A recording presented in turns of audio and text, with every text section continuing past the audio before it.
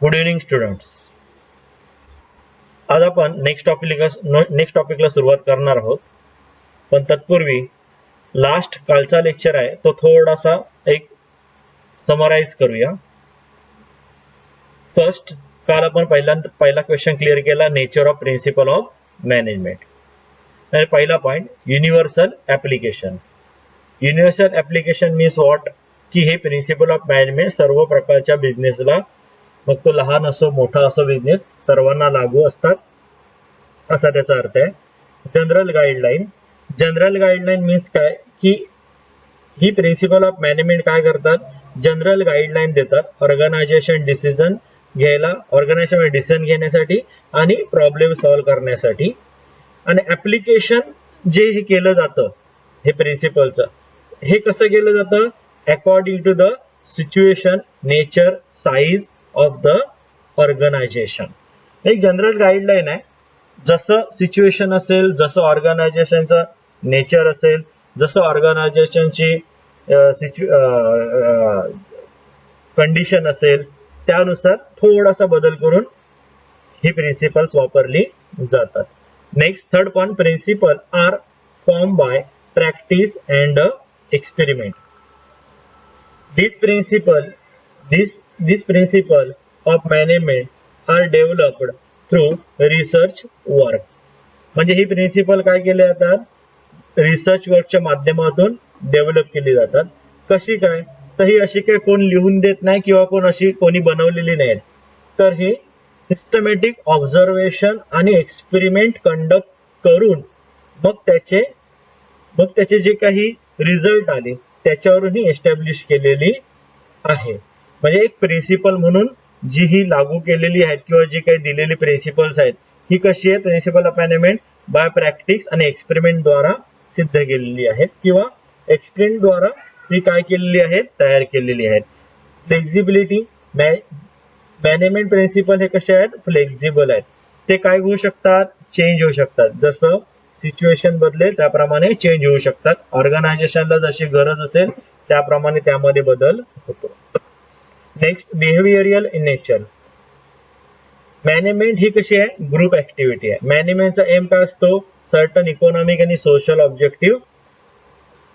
Group social आणि economic जे काही ऑब्जेक्टिव्ह आहेत, गोल्स आहेत, ते काय करायचे, ग्रुप ऑफ ह्युमन बिंगच्या माध्यमातून साध्य करायचे असतात. हे प्रिन्सिपल काय करतं, ह्या अशा प्रकारचे जे काही ग्रुप आहेत जे आपल्यासाठी काम करतात ऑर्गनायझेशन मध्ये, अशा प्रकारच्या ग्रुप ऑफ पीपलवर कंट्रोल करतं आणि त्यांना दिशा देतं की कशा प्रकारे आपले ऑर्गनायझेशनल गोल अचीव करायचे आहेत. Next, cause and effect relationship. Principle of management are based for taking right decision at right time. They determine the cause for particular effect. म्हणजे तुमचा एक पॉइंट काय होता, की प्रिन्सिपल ऑफ मॅनेजमेंट हे काय बेस आहे, म्हणजे डिसिजन कशासाठी घ्यायचं, त्याचे परिणाम काय होणार, त्याच्या म्हणजे हे ठरवणे, हे प्रिन्सिपल ऑफ मॅनेजमेंटच्या माध्यमातून ठरवलं जातं. आता उदाहरण आपण काल बघितलेलं की payment of good wedges, salary, bonus help in increasing total output of worker. आता पेमेंट जे आहे ते गुड पेमेंट, वेजेस, सॅलरी दिल्यानंतर त्याचा परिणाम काय होणार आहे, रिझल्ट काय मिळणार आहे, तर वर्कर लोक खुश राहणार आणि आपल्याला जास्तीत जास्त इफिशियन्सी देणार. Next, all principle are of equal importance. सर्व प्रिन्सिपल कसे आहेत, ऑफ इक्वल इम्पॉर्टन्स. सर्व प्रिन्सिपल कसे, बरेच प्रिन्सिपल आहेत परंतु ते इक्वल इम्पॉर्टन्स त्यांना असतं. कुठलं प्रिन्सिपल एक कमी महत्वाचं, दुसरं खूप महत्वाचं असं काही नसतं. त्यानंतर स्मूथ वर्किंग. स्मूथ वर्किंग म्हणजे काय, की अतिशय चांगल्या प्रकारे ऑर्गनायझेशन चालणं. ही प्रिन्सिपल ऑफ मॅनेजमेंट काय इन्शुअर करतात, smooth working of organisation. The principle of division of work किंवा टीम स्पिरिट, ऑर्डर, हे जर का प्रॉपरली अप्लाय केले तर बिझनेस हा स्मूथली चालवता येतो. ही झाली nature of principle of management. Next topic, significance of management principle. First, provide useful insight to manager. Point होता आपला इन्साइट ऑफ मॅनेजर. म्हणजे ही प्रिन्सिपल्स मॅनेजरला कशाला हेल्पफुल ठरतात, तर त्याला प्रॉब्लेम समजून घेऊन त्याच्या सोल्युशन, चांगल्या प्रकारचं सोल्युशन काढायला मदत करतात. Next, helpful in efficient utilisation of resources. मग ते फिजिकल असो किंवा ह्युमन रिसोर्स असो, या रिसोर्सेसचं प्रॉपर युटिलायझेशन कसं करायचं विदाउट वेस्टेज ऑफ रिसोर्सेस, हे प्रिन्सिपल त्या मॅनेजमेंटला हेल्पफुल करतात, गाईडलाईन देतात. Scientific decision. ह्या बिझनेस ऑर्गनायझेशन मध्ये काय असतं की बिझनेस ऑर्गनायझेशन मध्ये जे काही सिस्टमॅटिक आणि बॅलन्स डिसिजन घेतली पाहिजे. It also train the manager to handle critical situation. ही काय करतात की क्रिटिकल सिच्युएशन हँडल करायला काय करता येतात, ही प्रिन्सिपल मदतगार ठरतात. मग एक सायंटिफिक शास्त्रोक्त पद्धतीने डिसिजन घेता येतात. Understanding the social responsibility. Principle of management guide the management for understanding social responsibility of organization so that they can focus on providing quality of product at cheaper price. त्याचप्रमाणे artificial monopolic होणार नाही, fair competition असणार आहे, good working conditions, standard tool and मशिनरीचा वापर केला जाईल. या सर्व गोष्टी काय करता येतात, त्याच्यावर फोकस करता येतात. ही प्रिन्सिपल काय आहेत, त्याच्यासाठी उपयुक्त ठरतात, त्याच्यासाठी मार्गदर्शक ठरतात मॅनेजरला, की याप्रमाणे बिझनेस चालवताना या गोष्टी सोशल रिस्पॉन्सिबिलिटी करायच्या आहेत. त्यानंतर एनकरेज रिसर्च अँड डेव्हलपमेंट. म्हणजे एनकरेज करतात, ही प्रिन्सिपल रिसर्च अँड डेव्हलपमेंटला एनकरेज करतात. कारण बिझनेस कसं असतं, याचं बिझनेसचं नेचर हे डायनामिक असतं. मॅनेजमेंट सुद्धा डायनामिक असली पाहिजे. जसं म्हणजे ह्या प्रिन्सिपल्स नुसार एक मॅनेजरला एक लिबर्टी असते, एक सूट असते की तो त्याच्या पद्धतीने डिसिजन्स घेऊ शकतो, जशी सिच्युएशन असेल तशी. याच्यामुळे काय होतं की याच्यामुळे एक developing scientific approach toward research and development. म्हणजे एक रिसर्च अँड डेव्हलपमेंटच्या साठी एक सायंटिफिक अप्रोच निर्माण होतो, ज्याचा फायदा मॅनेजमेंटला पुढे जाऊन सुद्धा भविष्यामध्ये मिळतो. त्यानंतर next, help to coordinate and control. Principle of management काय करते, provide basic guideline for the better coordination and control. म्हणजे बिझनेसमध्ये कशा प्रकारचं प्रॉपर कोऑर्डिनेशन आणि कंट्रोल ठेवायचा, यासाठी एक बेसिक गाईडलाईन या प्रिन्सिपल ऑफ मॅनेजमेंट मधून मिळते. हे झाले थोडक्यात सिग्निफिकन्स ऑफ मॅनेजमेंट प्रिन्सिपल. आता नेक्स्ट वळूया आपण. कालला आणखीन एक क्वेश्चन बघितलेला, मोठा इम्पॉर्टंट क्वेश्चन होता तो 14 प्रिन्सिपल ऑफ हेनरी फायल्स.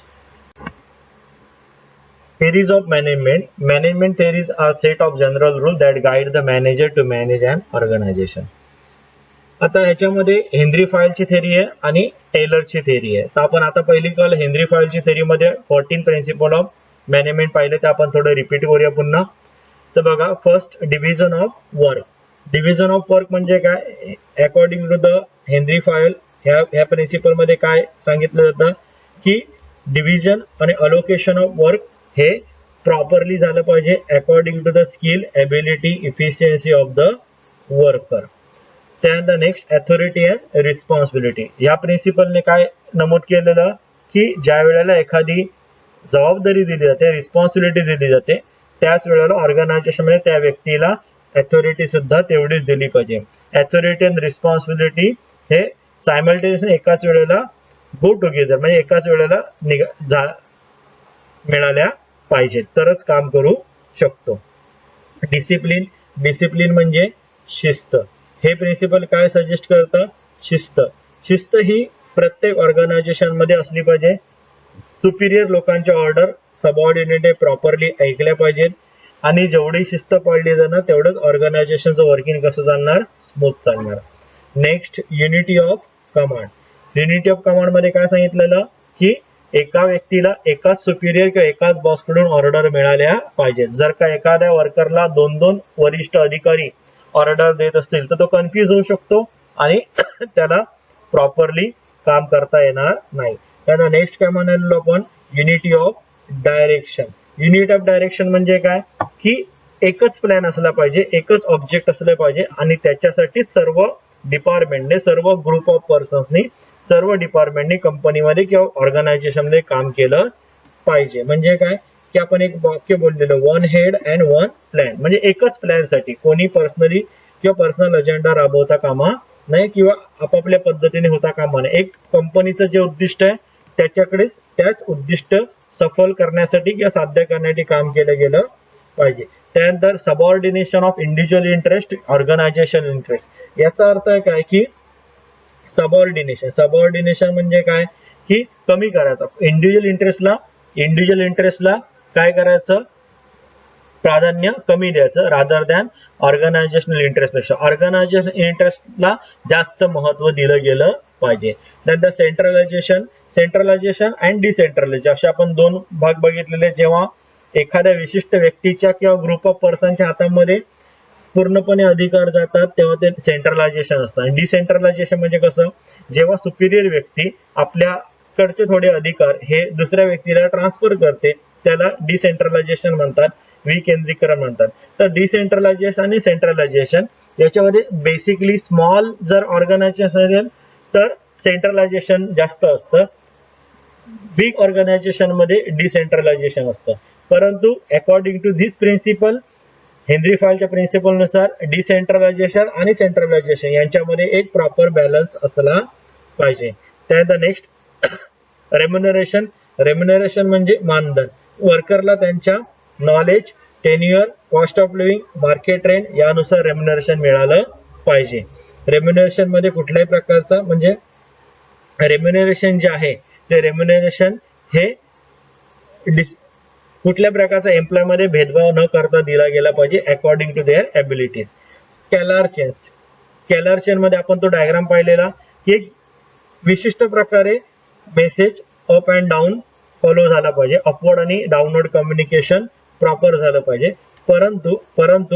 परंतु बऱ्याचदा ते टाइम कन्झ्युमिंग असतं आणि त्याच्यामुळे डायरेक्टली क्रॉस कम्युनिकेशन करू शकतात. परंतु त्याच्यासाठी काय असतं की प्रॉपर अथॉरिटीची गरज असते. कारण जर का आपण त्या डायग्राम मध्ये पाहिलेलं की ए ला जर कम्युनिकेशन करायचं होतं जी शी, तर तो ई ला सांगणार, जी ला सांगणार, एफ ला सांगणार, एफ जी ला सांगणार. It is time consuming process. म्हणून त्यापेक्षा काय कधी कधी काय होतं की डायरेक्टली कम्युनिकेशन केलं जातं, मग त्यावेळेला गँगप्लॅक यूज केला जातो. त्यावेळेला असं कम्युनिकेशन केलं तर त्याला गँगप्लॅक असं म्हणतात. हे आपण डायग्राम सहित बघितलेलं. मला वाटतं हा पॉईंट आपण लास्टला बघितलेला, ते 13 नंबरला होता हा पॉईंट. त्यानंतर नेक्स्ट पॉईंट ऑर्डर म्हणजे काय की प्रत्येक गोष्ट एक ऑर्डर मध्ये असली पाहिजे. Everything a place for everything and everything in its place असं असलं पाहिजे. प्रत्येक गोष्टीला एक विशिष्ट ठिकाणी विशिष्ट प्रकारे यूज केली पाहिजे. नेक्स्ट म्हणजे इव्हन माणसं सुद्धा योग्य त्या कामासाठी उपयोग केला गेला पाहिजे. इक्विटी म्हणजे समानता. हे काय सांगते, सोशल जस्टिस इम्पोज केलं जातं. म्हणजे कुठल्या प्रकारचं वर्करमध्ये भेदभाव होता कामा नाही. एका डिपार्टमेंटमध्ये काम करतोय तर त्याला सगळ्यांना समान सॅलरी पाहिजे, परंतु एकाला कमी दुसऱ्याला जास्त असं होता कामा नाही. म्हणजे सर्वांना इक्वल संधी मिळाली पाहिजे. सर्वांना जे काय बेनिफिट्स मिळतील ते सर्वांना वर्करना, एम्प्लॉयला इक्वल मिळाले पाहिजे.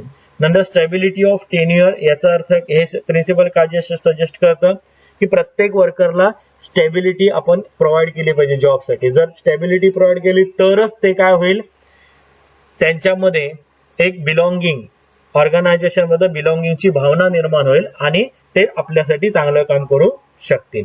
नेक्स्ट इनिशिएटिव्ह म्हणजे काय की मॅनेजरने ऑलवेज वेलकम केलं पाहिजे की ज्या वेळेला एखादा व्यक्ती, एखादा एम्प्लॉई स्वतःहून काही इनिशिएटिव्ह घेतो ऑर्गनायझेशनच्या भल्यासाठी किंवा काही डिसिजन घेण्यासाठी, तर त्याला प्रोत्साहन दिलं पाहिजे. त्यानंतर स्पिरिट दी कॉर्पस. तर त्याच्यामध्ये काय सांगितलेलं की हे टीमवर्क आहे. म्हणजे काय की कुठलंही काम ऑर्गनायझेशन मध्ये हे एकट्याने होत नाही, ही ग्रुप ऍक्टिव्हिटी आहे. त्याच्यामुळे प्रॉपर कोऑर्डिनेशन आणि टीमवर्क असलं पाहिजे, तरच ऑर्गनायझेशन गोल आपण साध्य करू शकतो.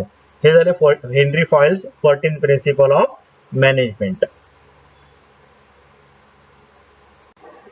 F.W. Taylor scientific management theory. आता आपण जशी हेनरी फॉयलची बघितली तशीच आता आपण टेलर यांची सायंटिफिक मॅनेजमेंट थेअरी बघायची आहे. F.W. Taylor 1856 to 1915 was an American mechanical engineer. Taylor's approach toward the management is termed as a scientific management. यांच्या अप्रोचला काय म्हणतात? Scientific management. यांनी जो अप्रोच मांडला, यांनी जी थेअरी मांडली ही मोर सायंटिफिक मानली जाते. For this contribution in the development of management thoughts, म्हणजे हे जे कॉन्ट्रीब्युशन दिलं, महत्वाचं योगदान दिलं. कॉन्ट्रीब्युशन म्हणजे योगदान. In development of management thought, he is known as a father of scientific management. त्याला काय म्हणतात? Father of scientific management. According to the Taylor, management problem can be solved by scientific technique experiment. म्हणजे यांच्या मते काय problem कसे solve केले जातात की सायंटिफिक टेक्निक एक्सपेरिमेंट द्वारा प्रॉब्लेम ऑर्गनायझेशन मध्ये सॉल्व्ह केले जाऊ शकतात. यांचा जास्तीत जास्त भर कशावर दिला यांनी? सायंटिफिक, शास्त्रोक्त. सायंटिफिक म्हणजे शास्त्रोक्त, सायंटिफिक मॅनेजमेंटवर. Definition according to Taylor, scientific management consist of knowing what you want men to do exactly. Scientific management मध्ये काय कन्सिस्ट आहे, समाविष्ट आहे की knowing what you want men to do exactly. तुम्हाला माणसाकडून काय करून हवंय, काय कामं करून हवी आहेत, तुम्ही कशा पद्धतीने, व्हॉट यू वॉन्ट, तुम्हाला काय हवंय, माणसाने काय करावं, असे तुम्हाला एक्झॅक्टली काय करावं हे तुम्हाला हवंय. अँड सीइंग दॅट, आणि काय पाहायचं, seeing that they do it in the best and cheapest manner. आणि ते कसं करतायत?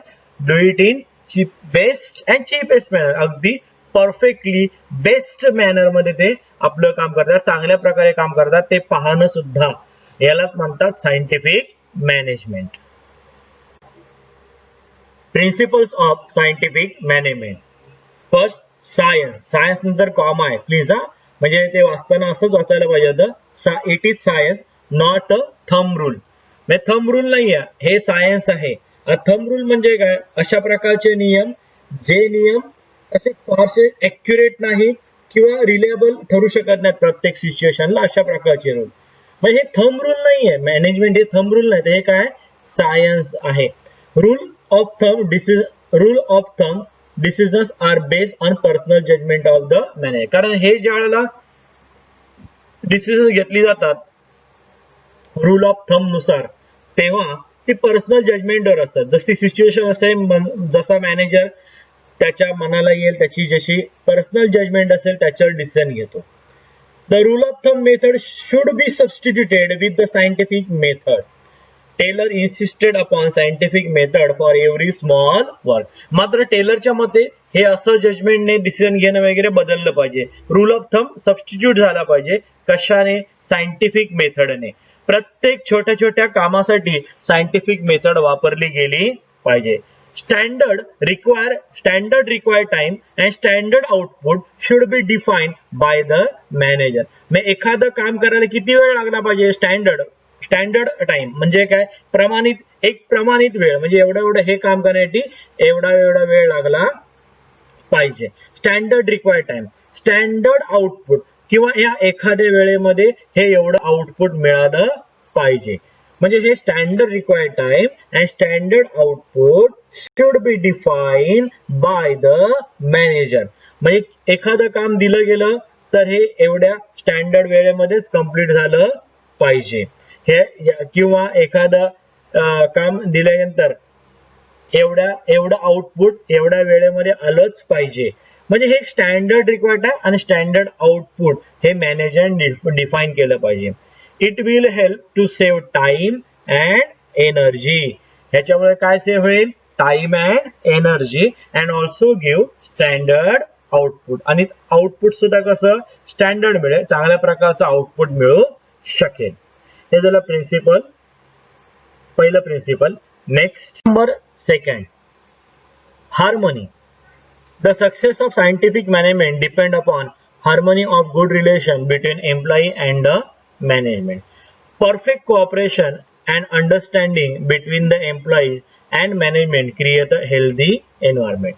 सक्सेस कशावर अवलंबून आहे सायंटिफिक मॅनेजमेंटचा? तर हार्मनी म्हणजेच good relation between employee and management. Perfect cooperation म्हणजे अतिशय चांगल्या प्रकारचं सहकार्य अँड अंडरस्टँडिंग म्हणजे एकमेकांमध्ये अंडरस्टँडिंग असणं बिटवीन एम्प्लॉई म्हणजे कामगार आणि मॅनेजमेंट अँड मॅनेजमेंट. क्रिएट म्हणजे निर्माण करणे. हेल्दी वर्क एन्व्हायरमेंट हे काय क्रिएट करतं? हेल्दी वर्क एन्व्हायरमेंट काय करतं? क्रिएट करतं. जर का प्रॉपर कोऑपरेशन अंडरस्टँडिंग असेल एम्प्लॉई आणि मॅनेजमेंट मध्ये तर चांगल्या प्रकारचं वर्क एन्व्हायरमेंट निर्माण होतं. त्याचा ऑर्गनायझेशनला फायदा सुद्धा होतो. म्हणून या प्रिन्सिपल म्हणून काय आपल्याला सांगितलं गेलंय की सक्सेस ऑफ म्हणजे सायंटिफिक मॅनेजमेंट सक्सेस व्हायला हार्मनी हवी म्हणजेच परफेक्ट कोऑपरेशन अँड अंडरस्टँडिंग असावं एम्प्लॉई आणि मॅनेजमेंट मध्ये. Point number 3 mental revolution. Mental म्हणजे मानसिक, रिव्होल्युशन म्हणजे रिव्होल्युशन याचा शब्दशः अर्थ काय? क्रांती. परंतु आपण बघणार आहोत पुढे बघा काय ते. Taylor introduce the concept of mental revolution म्हणजे मानसिकता चेंज झाली पाहिजे, बदल झाला पाहिजे. रिव्होल्युशन म्हणजे बदल इथे झाला पाहिजे. This principle focuses on change in attitude of employee and management towards each other म्हणजे एम्प्लॉई आणि मॅनेजमेंट दोघांचे सुद्धा एकमेकांकडे बघण्याचे दृष्टिकोन हे बदलले पाहिजेत म्हणजे कसे? चांगले असले पाहिजेत. बोथ शुड रिअलाइज दोघांना सुद्धा जाणीव, रिअलाइज म्हणजे जाणीव असली पाहिजे.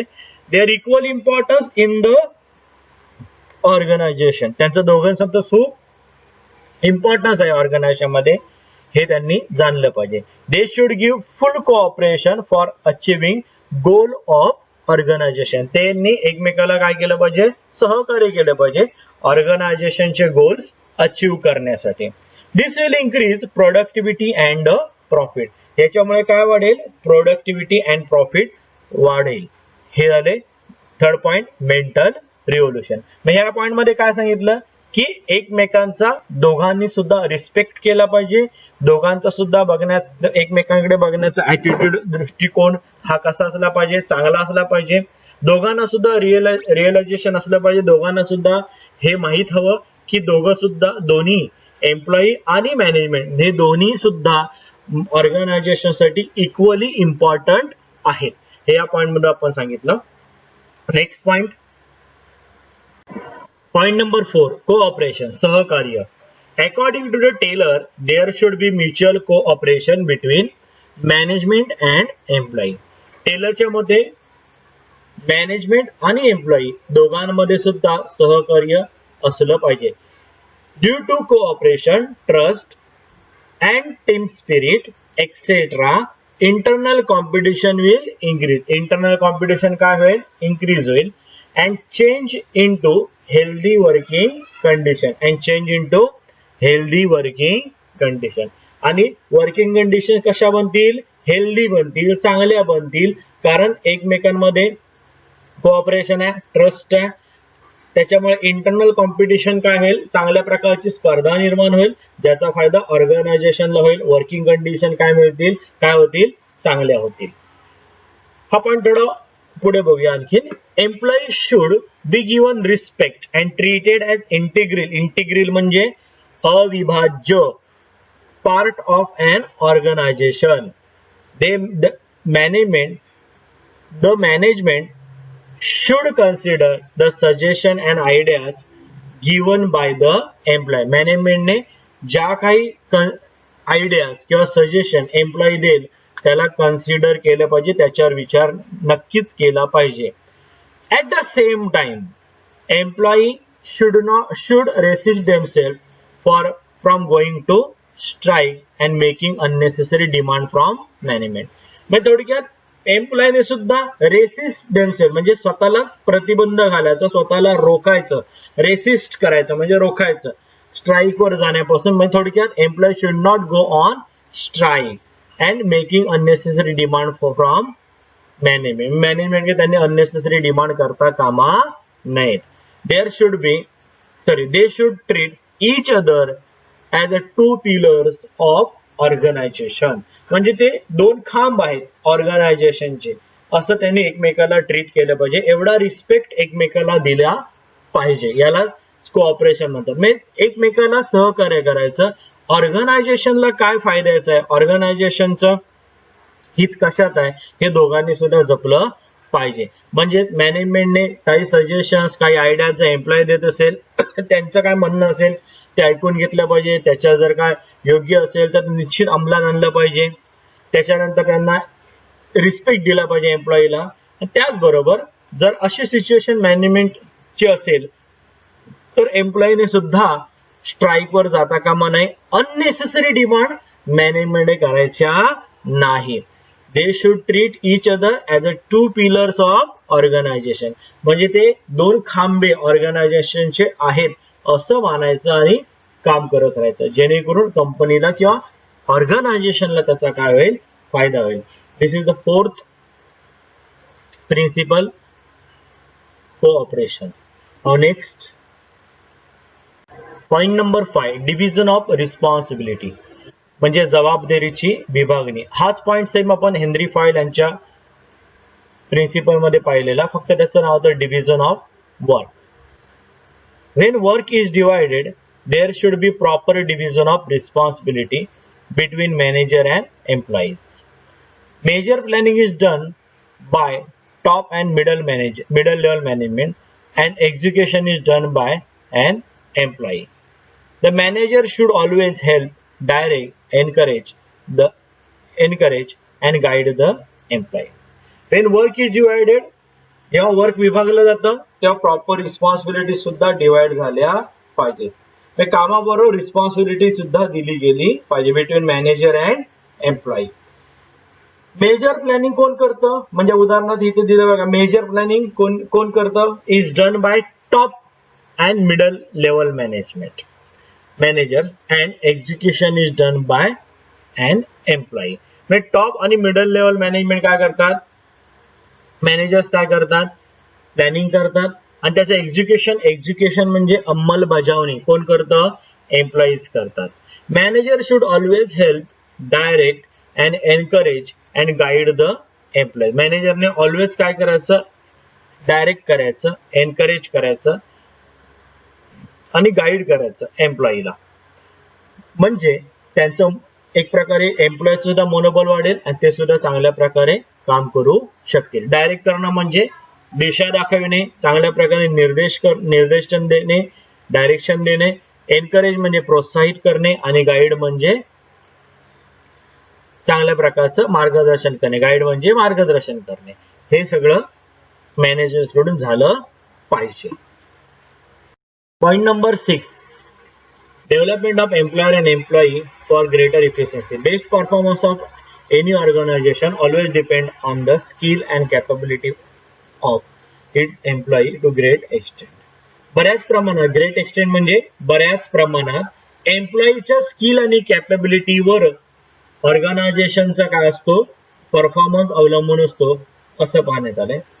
अकॉर्डिंग टू दिस प्रिन्सिपल काय सांगितलं जात आहे की एम्प्लॉईच्या स्किल आणि कॅपेबिलिटीवर ऑर्गनायझेशनचा परफॉर्मन्स मोस्टली डिपेंड असतो. म्हणूनच they should give proper training and development programme. म्हणून एम्प्लॉयला काय मिळालं पाहिजे, proper training and development programme. This help to increase profitability of an organisation. त्याच्यामुळे काय वाढू शकते, ऑर्गनायझेशनची प्रॉफिटेबिलिटी वाढू शकते. कारण एम्प्लॉई जर का चांगले ट्रेन झाले, चांगले त्यांना प्रॉपर गायडन्स मिळालं, डेव्हलपमेंट प्रोग्राम मिळाला, तर साहजिकच आहे काय होणार की त्यांची इफिशियन्सी वाढणार, काम करण्याची क्षमता वाढणार आणि त्याचा फायदा काय होणार, ऑर्गनायझेशनला होणार. हे झाले 6 पॉइंट प्रिन्सिपल्स ऑफ सायंटिफिक मॅनेजमेंटचे. Technique of scientific management. The technique of scientific management helps manager to apply the principle of scientific management effectively. Scientific मॅनेजमेंटची प्रिन्सिपल ही इफेक्टिव्हली अप्लाय करायची असतात. या विविध प्रकारच्या टेक्निक्स आहेत सायंटिफिक मॅनेजमेंटच्या, ज्या मॅनेजरला हेल्प करतात की सायंटिफिक मॅनेजमेंटची प्रिन्सिपल इफेक्टिव्हली अप्लाय करता येते. त्या कुठल्या प्रकारच्या स्टडी आहे त्या वन बाय वन आपण बघूया. First, work study. It include study of organise, systematic and critical assessment of various activities or function. म्हणजे कुठल्याही प्रकारचे जे काही बिझनेस म्हणजे ऑर्गनायझेशन मध्ये ज्या विविध ऍक्टिव्हिटीज चालतात, फंक्शन्स चालतात, जे काही कार्य चालतात, त्याचं सिस्टमॅटिक, ऑर्गनाइज आणि क्रिटिकल असेसमेंट झालं पाहिजे. सिस्टमॅटिक म्हणजे अगदी पद्धतशीर, क्रिटिकल म्हणजे त्याच्यातून काही दोष आहेत का हे फाइंड आउट करायच्या आणि ते दोष मॅक्झिमम प्रयत्न करायचे की कशा प्रकारे दूर होतील. Before giving the work, proper work study should be done by management. वर्करला ज्या वेळेला कुठलंही वर्क दिलं जातं तेव्हा ते देण्याच्या अगोदर त्याची वर्क स्टडी प्रॉपरली मॅनेजमेंटने केली पाहिजे. Work study is based on the technique such as time study, motion study, method study and fatigue study. आता वन बाय वन आपण बघूया की वर्क स्टडी साठी कुठल्या टेक्निक्स वापरल्या जातात. तर बघा, first, time study. This technique is used to calculate the time required to complete job. म्हणजे कुठलीही ऑर्गनायझेशन असो, त्या ऑर्गनायझेशन मध्ये एखादं काम एखाद्या व्यक्तीला दिलं तर ते काम पूर्ण करण्याचा एक कालावधी असतो. ह्या टेक्निक मध्ये काय केलं जातं की दिलेल्या जॉबला कंप्लीट करायला किती कालावधी लागेल, टाइम लागेल, हा कॅल्क्युलेट केला जातो. It is observing and recording the time taken by an employee. ज्या वेळेला एम्प्लॉईला ते काम दिलं जातं तेव्हा तो एम्प्लॉई किती वेळेत ते काम पूर्ण करतो हे ऑब्झर्व केलं जातं आणि रेकॉर्ड केलं जातं. ऑब्झर्विंग म्हणजे निरीक्षण करणे, लक्ष ठेवणे. रेकॉर्डिंग म्हणजे नोंद करून घेणे, ते नोंद करून घेतली जाते. It is a technique used for fixing the standard time. He technique काय आहे? It is a technique used for fixing standard time. म्हणजे ह्या टेक्निकद्वारे काय केलं जातं, एखाद्या विशिष्ट कामासाठी स्टँडर्ड टाइम काय केला जातो, फिक्स केला जातो. It is useful to measure the efficiency of an employee and control the cost of work. हे युजफुल आहे. It is useful to measure efficiency of an employee and control the cost of work. हे useful आहे कशासाठी? To measure the efficiency of an employee. म्हणजे याद्वारा आपण एखाद्या एम्प्लॉईची efficiency किती आहे ती मेजर करू शकतो, म्हणजे मोजू शकतो, म्हणजे त्याचं समजून घेऊ शकतो की आपल्याला म्हणजे आपल्या त्या एम्प्लॉईची इफिशियन्सी किती आहे. त्याने and control the cost of work. आणि कॉस्ट कंट्रोल केलं जाऊ शकतं. कॉस्ट कंट्रोल म्हणजे खर्च नियंत्रण. कारण का वेळ फार महत्वाची असते. ऑर्गनायझेशनने ज्यावेळेला एखादं काम केलं तर ते वेळेत पूर्ण झालं तर कॉस्ट ही बऱ्याच प्रमाणात वाचते. तेच जर काम रेंगाळून केलं एखाद्या एम्प्लॉईने तर कॉस्ट ही त्या कामाची वाढते. म्हणून हे कशासाठी युजफुल आहे टाइम स्टडी? तर त्या एम्प्लॉईची इफिशियन्सी मोजण्यासाठी किंवा इफिशियन्सी आजमावण्यासाठी. म्हणजे त्याने ते काम खरोखर दिलेल्या वेळेत पूर्ण केलंय की नाही याच्यावरून त्याची इफिशियन्सी समजून येते. हे झालं, ही एक टेक्निक टाइम स्टडी. दुसरी टेक्निक आहे method study. There are different methods of completing the job. The most important task म्हणजे job for manager is to select the best method of doing a particular job. आणि म्हणूनच सर्वात challenging task असतं, important task असतं मॅनेजरला की कुठल्या प्रकारची बेस्ट मेथड ठरेल एखाद्या पर्टिक्युलर जॉबसाठी.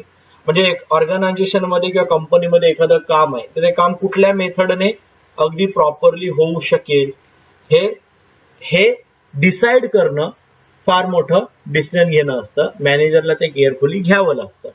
It help in reducing wastage of time, money, energy, raw material and improve the utility of all resources.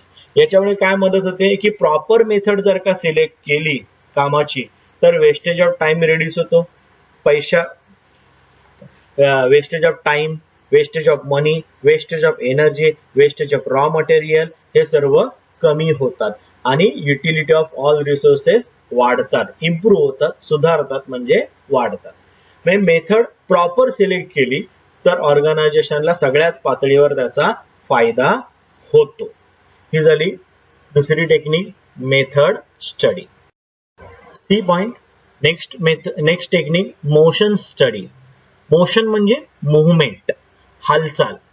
The study of required motion means movement of an employee as well as of machine while completing a particular task is very important. म्हणजे एखादं माणूस किंवा machine ही दोन्ही जर का हलवायची म्हणजे कसं की एका ठिकाणाहून दुसऱ्या ठिकाणी पाठवायचं कामासाठी, तर त्याची स्टडी फार महत्वाची असते. It is helpful in eliminating unnecessary motion म्हणजे movement and finding the best method of doing a particular job.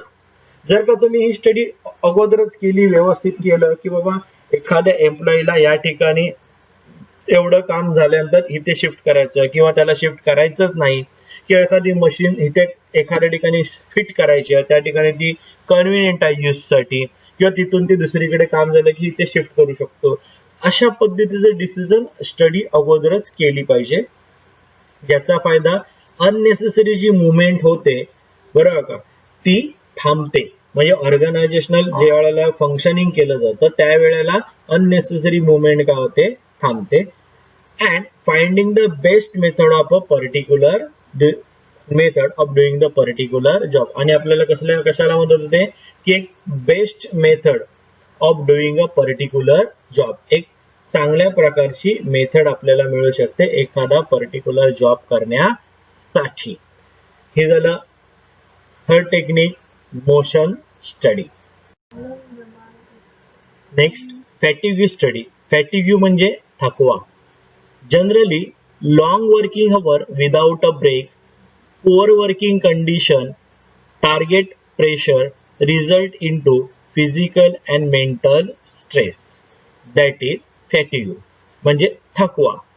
Generally long working our म्हणजे जास्त प्रमाणात वर्किंग अवर म्हणजे 10, 12, 15 तास काम विदाउट अ ब्रेक. त्याप्रमाणे पुअर वर्किंग कंडिशन, कामाच्या ठिकाणी प्रॉपर कंडिशन नसणं, व्यवस्था नसणं चांगली. टार्गेट प्रेशर, जसं सेल्समन वगैरेचे जे जॉब्स आहेत त्यांना टार्गेट दिलं जातं. हे सगळ्यामुळे ह्याचा परिणाम काय होतो, रिझल्ट्स इनटू फिजिकल म्हणजे शारीरिक अँड मेंटल म्हणजे मानसिक, स्ट्रेस म्हणजे तणाव, दॅट इज फॅटिग्यू. म्हणजे शारीरिक आणि मानसिक दृष्ट्या माणूस काय होतो, थकून जातो. It also make bad effect on the health and efficiency of an employee. ह्याचा वाईट परिणाम होतो कोणावर, एम्प्लॉईच्या हेल्थ आणि इफिशियन्सीवर सुद्धा. इफिशियन्सी म्हणजे कार्यक्षमता. The study of fatigue and steps to reduce the level of fatigue is very important to maintain the operational efficiency of the employee. म्हणूनच काय गरजेचं आहे की study of fatigue and step to reduce the level of fatigue is very important. म्हणजे हा थकवा किंवा हा स्ट्रेस का येतो, कशामुळे येतोय, तो कशा काय कमी करू शकतो, याची स्टडी केल्यानंतर हे आपल्याला कुठल्याही फॉर्मला, ऑर्गनायझेशनला समजू शकतं. कारण हे जर का रिड्यूस केलं नाही तर त्याचा परिणाम कोणावर होत असतो, ऑर्गनायझेशनल इफिशियन्सी. मुळात कामगार किंवा एम्प्लॉई जर का थकला तर त्याची इफिशियन्सी लेवल काय होते, कमी होते. म्हणूनच काय की The study of fatigue and step to reduce the fatigue is very important. To maintain, कशासाठी आवश्यक आहे? To maintain operational efficiency of the employee. Operational efficiency म्हणजे जी काही काम करण्याची जी क्षमता आहे ती मेंटेन करण्यासाठी फॅटिग स्टडी करणं आवश्यक आहे. फॅटिग स्टडी केल्यानंतर जे एम्प्लॉई आहेत त्यांना कमीत कमी शारीरिक आणि मानसिक त्रास कसा कमी होईल याच्यासाठी ऑर्गनायझेशन प्रयत्न करते. हे झाल्या 4 टेक्निक्स ज्या वर्क स्टडीच्या. पॉइंट नंबर 2 म्हणजे पहिला पॉइंट आपला वर्क स्टडी झाला. वर्क स्टडी करण्यासाठी 4 टेक्निक्स आपण पाहिल्या. आता पॉइंट नंबर 2 म्हणजे सायंटिफिक मॅनेजमेंट आहे त्याच्या ज्या टेक्निक्स आहेत त्याच्यामधला point number 2.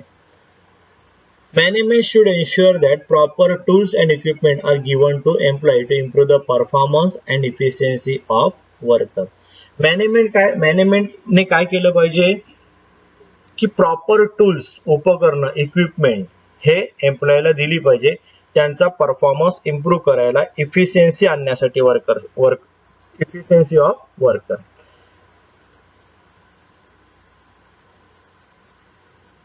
Good or standardized working condition and method of production help to reduce wastage of material and improve quality. Good and standardized. Standardized म्हणजे प्रमाणित, चांगल्या प्रकारची प्रमाणित, गुड किंवा स्टँडर्डाइज, प्रमाणित किंवा चांगली वर्किंग कंडिशन, चांगल्या प्रकारच्या working condition and methods of production. आणि मेथड्स ऑफ प्रोडक्शन कशाला हेल्प करतात? Help to reduce wastage of material and improve quality. म्हणजे चांगल्या प्रकारचं वर्किंग कंडिशन असेल, चांगल्या प्रकारची मेथड असेल प्रोडक्शनची, तर त्याच्यामुळे मटेरियल वेस्टेज कसा जातो? कमी जातो आणि क्वालिटी काय होते? इम्प्रूव्ह होते. हा झाला पॉइंट नंबर 2. नाऊ आपण तिसऱ्या पॉइंटकडे वळूया. Point number 3. Next technique, scientific task setting. According to Taylor, there is a need for fixing Faraday's work. It helps employee to complete job according to given standard. म्हणजे टेलरच्या म्हणण्यानुसार काय की एक विशिष्ट डेज फिक्स केले पाहिजेत जॉब कम्प्लीट करायला. त्याच्यामुळे एम्प्लॉयला कसली मदत होते? Complete the job according to the given standard. म्हणजे एखादा जॉब किती दिवसात कम्प्लीट झाला तो स्टँडर्ड वर्क होऊ शकेल हे मॅनेजमेंटने ठरवायचं, तेवढेच डेज अलोकेट करायचे. म्हणजेच एम्प्लॉई काय करू शकेल? त्या पर्टिक्युलर दिवसांमध्ये ते काम पूर्ण करू शकेल. The management keep proper control on optimum utilization of human resources. Management ने काय केलं पाहिजे? Keep proper control on optimum utilization of resources. जे रिसोर्सेस आहेत त्याच्यावर प्रॉपर कंट्रोल मॅनेजमेंटने ठेवला पाहिजे. ही एक मेथड आहे. Next method, scientific selection of training. Scientific म्हणजे शास्त्रोक्त पद्धतीने, सिलेक्शन म्हणजे निवडणे, ट्रेनिंग म्हणजे प्रशिक्षण. In organisation selection of employee is done by personnel department. Personnel department जे आहे ते डिपार्टमेंट एम्प्लॉईची निवड करतात. This should be done systematically and scientifically. हे कसं झालं पाहिजे? सिस्टमॅटिक, पद्धतशीर, व्यवस्थित आणि सायंटिफिकली, शास्त्रोक्त पद्धतीने झालं पाहिजे. काय म्हणजे विशिष्ट पद्धत, चांगली पद्धतीने निवड झाली पाहिजे. A management should select right person for doing right job. म्हणून मॅनेजमेंटने एक मात्र लक्षात घेतलं पाहिजे, योग्य तो व्यक्ती योग्य तो जॉब करायला निवडला पाहिजे. हे कशा प्रकारे करू शकतात? तर this can be done by standard method. हे एक स्टँडर्ड मेथड ठरवली तर त्याच्यानुसार हे रिक्रुटमेंट किंवा हे सिलेक्शन केलं जाऊ शकतं. आफ्टर सिलेक्शन, जेव्हा एखाद्या एम्प्लॉयचं सिलेक्शन होतं, the management should provide proper training to increase their efficiency. मॅनेजमेंटने काय करायचं, जे नवीन लोक असतात, नवीन माणसं असतात, नवीन एम्प्लॉय असतात, ज्यांना तुम्ही अपॉइंट केलंय, त्यांना प्रॉपर ट्रेनिंग द्यावी टू इन्क्रीज देअर इफिशियन्सी, जेणेकरून त्यांची इफिशियन्सी काय होईल, वाढेल. म्हणजेच थोडक्यात काय, तर सायंटिफिक सिलेक्शन ऑफ ट्रेनिंग, म्हणजे जे काही एम्प्लॉई वगैरे आहेत, जे एम्प्लॉई किंवा जे नवीन रिक्रुटमेंट आहे, ती रिक्रुटमेंट प्रॉपर झाली पाहिजे आणि त्यांना ट्रेनिंग वगैरे ही व्यवस्थित मिळाली पाहिजे. ही झाली fourth method. Point number 5, functional organisation. In this concept of Taylor, planning is separated from implementation. Planning म्हणजे योजना बनवणे, प्लॅन करणे, आणि इम्प्लिमेंटेशन म्हणजे त्या योजनेची अंमलबजावणी करणे, त्या प्लॅनचं अंमलबजावणी करणे. हे दोन्ही भाग काय सेपरेट आहेत. That means planning is done by different people and actual work is supervise by different people. म्हणजे प्लॅनिंग वेगळी लोक बनवतात, परंतु तेच प्लॅन केलेलं वर्क कम्प्लीट करून घेणं, ऍक्च्युअल वर्क जे केलं जातं ते सुपरवाइज कोण करतं, दुसरी लोक करतात. According to Taylor, a single worker is supervise by different supervisor. त्याच्या म्हणण्यानुसार काय सांगितलंय की एखादा वर्कर आहे, त्या एखाद्या वर्करला बरेच जण काय करत असतात, सुपरवाइज करत असतात. Every worker is supervise by 2 different set of supervisor. म्हणजे प्रत्येक वर्कर हा 2 डिफरंट प्रकारच्या सुपरवायझरच्या अंडर काम करत असतो, सुपरवाइज केला जात असतो. आपण आता डिटेलमध्ये ते बघणार आहोत की कशा प्रकारे सुपरविजन केलं जातं किंवा नक्की काय आहे. He recommended that 8 foremen to control various aspect of production. त्याने काय 8 foremen आवश्यक असतात प्रोडक्शनला व्यवस्थित कंट्रोल करण्यासाठी. तर आपण नेक्स्ट तेच बघूया की कशा प्रकारे फंक्शनल ऑर्गनायझेशन चालतं या सायंटिफिक प्रिन्सिपल नुसार. ऍट प्लॅनिंग लेवल म्हणजे प्लॅन करतात त्यावेळेला, route clerk tells how work moves from one machine to other. यामध्ये काय सांगितलं गेलं की वर्क एका मशीन मधून दुसऱ्या मशीनकडे कसं मूव्ह करायचं. Instruction clerk record instruction to complete the work, म्हणजे या ठिकाणी इन्स्ट्रक्शन रेकॉर्ड केल्या जातात, कम्प्लीट वर्क कसं करायचं याच्याबद्दलच्या सूचना. त्यानंतर टाइम अँड कॉस्ट क्लर्क काय करतात, determine the time in which work should be completed and work out the cost. म्हणजे एक योग्य त्या टाइम मध्ये वर्क कम्प्लीट झालं पाहिजे, त्याच्यासाठी जो टाइम काय केला तो ठरवला जातो. डिटरमाइन म्हणजे ठरविणे, की तो जो टाइम आहे तो ठरवला जातो, किती वेळेमध्ये हे काम कम्प्लीट करायचं आहे. अँड वर्कआउट द कॉस्ट, त्याला कॉस्ट किती येणार आहे. त्यानंतर डिसिप्लिन, कॉस्ट म्हणजे खर्च, वर्कआउट म्हणजे फाइंड आउट करणे की नक्की कॉस्ट किती येणार आहे कामासाठी. डिसिप्लिन म्हणजे शिस्त, ensure that worker are working as per factory rules.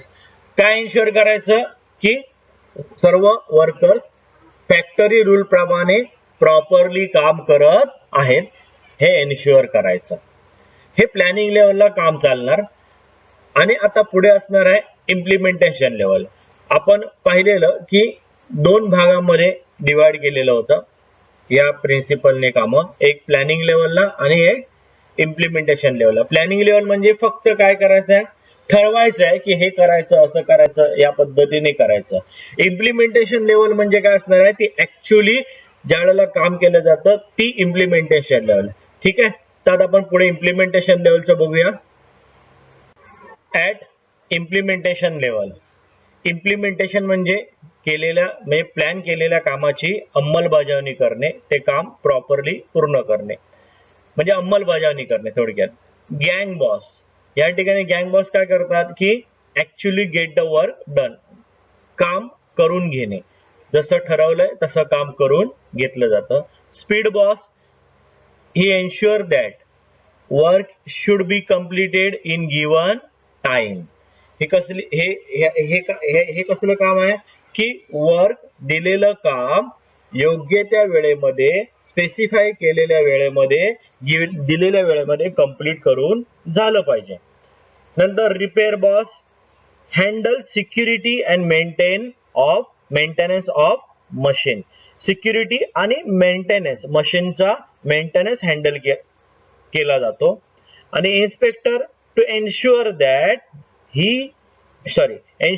The work is done as per specified standard.